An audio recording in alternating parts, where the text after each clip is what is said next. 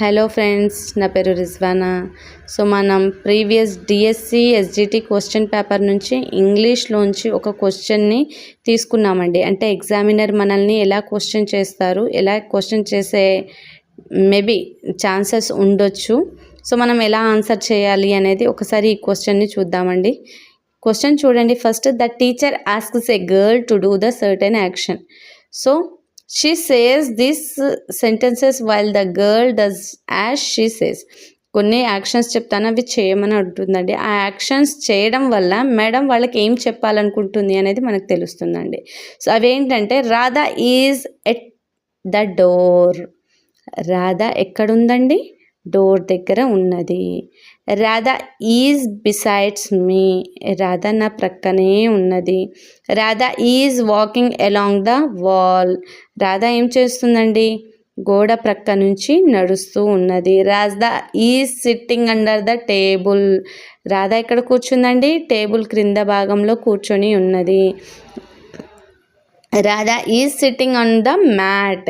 అంటే మ్యాట్ మీద కూర్చొని ఉన్నది రాధా. రాధా డోర్ దగ్గర నిల్చుంది. రాధా నా ప్రక్కనే ఉన్నది. రాధా గోడ వెంట నడుస్తూ ఉన్నది. రాధా టేబుల్ కింద కూర్చొని ఉన్నది. రాధా మ్యాట్ పైన కూర్చొని ఉన్నది. అంటే ఇక్కడ ఏం చెప్తుందండి మేడం? రాధకు వేరే ఇతర వస్తువులకు మధ్య గల సంబంధం, అంటే రాధా ఏం చేస్తుంది, వాటికి మధ్య ఉన్న సంబంధం ఏంటి అనేది తెలియజేస్తుందండి.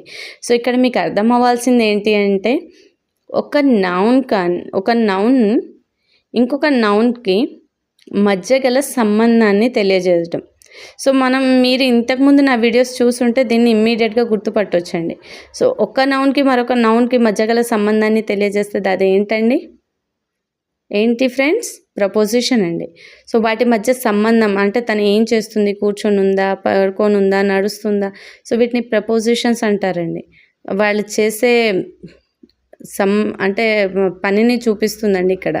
సో అది మనకు ప్రపోజిషన్ అంటారండి. అంటే మేడం వాళ్లకు స్టూడెంట్స్కి ఏం చెప్పాలనుకుంటుందండి? Prepositions explain చేయాలనుకుంటుంది. దాని గురించి చెప్పడానికి ఫస్ట్ కొన్ని ఎగ్జాంపుల్స్ చూపిస్తుంది అన్నమాట పిల్లలకి. ఓకే, సో ఇక్కడ క్వశ్చన్ ఏం అడిగారు చూడండి. In this activity the teacher is introducing. ఈ యాక్టివిటీ చేయించడం వల్ల టీచర్ వాళ్ళకి ఏం ఇంట్రడ్యూస్ చేయాలనుకుంటుంది? ఆప్షన్స్ చూడండి. ఆర్టికల్సా, రిపోర్టర్ స్పీచా, ప్రపోజిషన్సా, పాసివ్ వాయిస్నా? ఏం ఇంట్రడ్యూస్ చేయాలనుకుంటుంది ఫ్రెండ్స్? ఇప్పుడు మీరు డైరెక్ట్ ఆన్సర్ చేయొచ్చండి. ప్రపోజిషన్స్. అంటే రాధాకి వేరే వస్తువుకి మధ్య గల సంబంధం ఏంటండి? ప్రపోజిషన్స్ అంటారు. సో మనకు మేడం ప్రపోజిషన్స్ గురించి ఎక్స్ప్లెయిన్ చేయాలి. అంతకంటే బిఫోర్ ఏంటి అంటే, వాళ్ళకి అర్థమయ్యేటట్టు స్టార్టింగ్ నుంచి వాళ్ళకి అర్థమయ్యే రీతిలో ఎక్స్ప్లెయిన్ చేయడానికి వాళ్ళకి ఇవన్నీ యాక్టివిటీస్ చేయాలి అని చెప్పారండి. సో ఈ వీడియో మీకు నచ్చినట్లయితే లైక్ చేయండి ఫ్రెండ్స్. సో దీనివల్ల ఇంకొంతమంది ఫ్రెండ్స్, అంటే మీలాంటి ఫ్రెండ్స్ ఎవరైనా చూడాలి అనుకుంటే వాళ్ళకు కూడా యూజ్ అవుతుందండి. వాళ్ళు చూడడానికి కూడా యూట్యూబ్ వాళ్ళకు రికమెండ్ చేస్తుంది వీడియోని.